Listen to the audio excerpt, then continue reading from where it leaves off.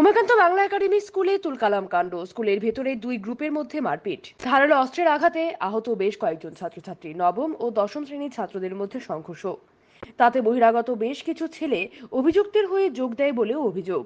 ঘটনাস্থলে পশ্চিম থানার police. School চত্বরে আতঙ্ক। এই ঘটনায় গুরুতর আহত নবম শ্রেণীর এক ছাত্র জানায়, সে পরীক্ষা দিতে 1:45 নাগাদ বিদ্যালয়ে আসে।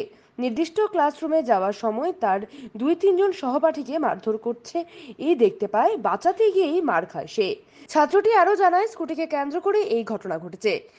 তর্কাতর্কি হয়েছে কি একটা, আমি শুনছি যতটুকু স্কুটি লয়েছে, কিন্তু আসল ঘটনা কি তাই আমি জানি না। আমি যেহেতু শুনছি স্কুটি লয়েছে। এই ঘটনায় তীব্র প্রতিক্রিয়া ব্যক্ত করে বিদ্যালয়ের শিক্ষক। এসএসকে যাচ্ছে, আমরা কিন্তু বারবার কিছু একটা ঘটনা ঘটলে, এটা ছেলেদের স্কুল, তারা বাইরের ঘটনা স্কুলে নিয়ে আসে। আমরা পরবর্তীতে আমাদের এসএমসি না শুধু, আমরা বাইরের লোক নিয়ে অনেকবার মিটিং করে, আজকেও যাদের ঘটনা ঘটেছে তাদের মায়েদেরও মুছ লেখা আছে, ভবিষ্যতে আমার ছেলে যদি এইরকম করে তাহলে স্কুল কর্তৃপক্ষ ব্যবস্থা নিতে পারবে। তো আমরা অনেকবার ধরে যখনই এরকম ঘটনা ঘটছে, স্কুল কর্তৃপক্ষ কিন্তু যথারীতি ব্যবস্থা নিচ্ছেন, মিটিং ডেকে এসএমসি কমিটি ডেকে চেষ্টা করছেন।